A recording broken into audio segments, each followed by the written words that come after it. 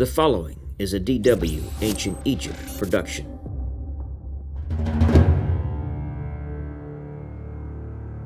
Peribsen is considered an important ruler due to the cultural changes that occurred under his reign involving his name, which replaced the god Horus with his rival Seth.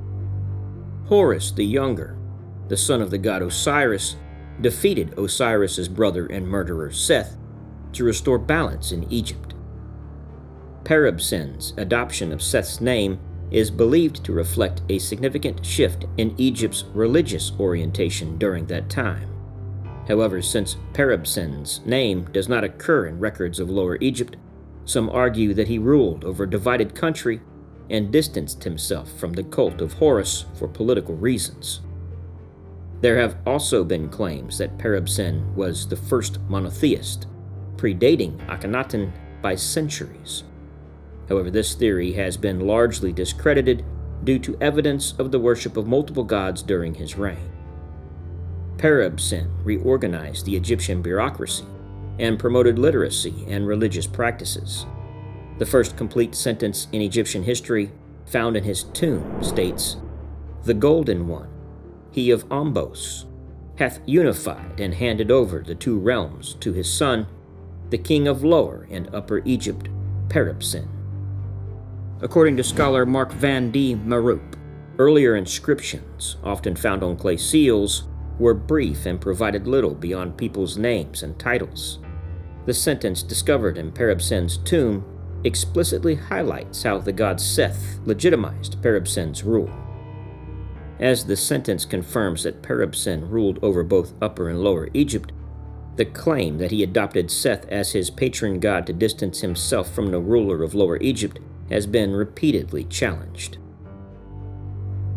Peribsen was buried in Tomb P of the Royal Cemetery at el-Ka'ab near Abydos.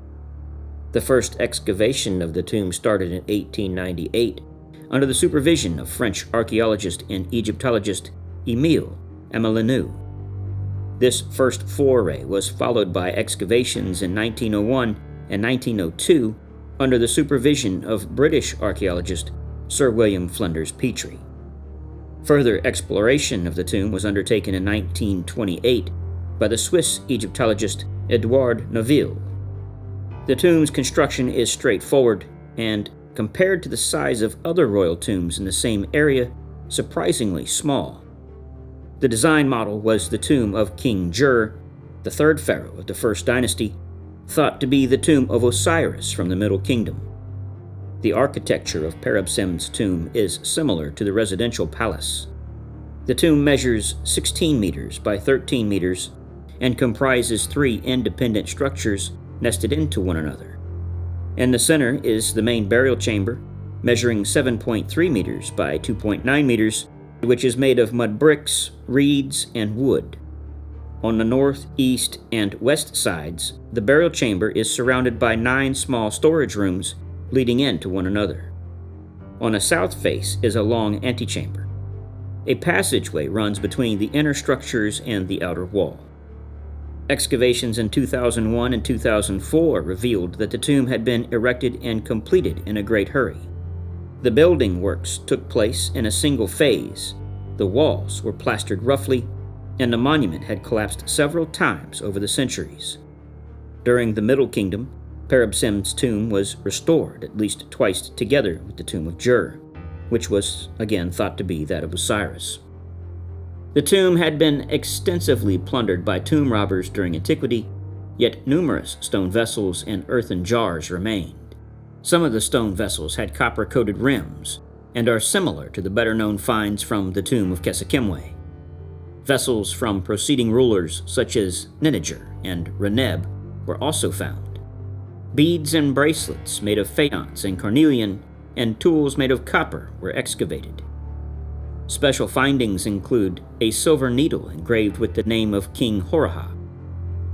The 2 stone stelae from the entrance common to burial chambers of the First and Second Dynasties are now on display in 2 different museums. A royal funerary enclosure made of mud bricks was found close to Peribsen's tomb. Clay seals with Peribsen's Serikh name on them were located near the eastern entrance and inside a destroyed offering shrine. The findings support the view that the building was part of Peribsen's burial site. The funerary enclosure is commonly known as Middle Fort. This was first discovered in 1904 under the supervision of Canadian archaeologist Charles Curley and British Egyptologist Edward Arton. The enclosure wall was located on the northwest side of Kesekimwe's funerary enclosure, the Shenet Ez Zabib. Peribsen's measures 108 meters by 55 meters and housed only a few cult buildings. The enclosure has 3 entrances, one to the east, one to the south, and one to the north. A small shrine, measuring 12.3 meters by 9.75 meters, was located at the southeast corner of the funerary enclosure. It once comprised 3 small chapels.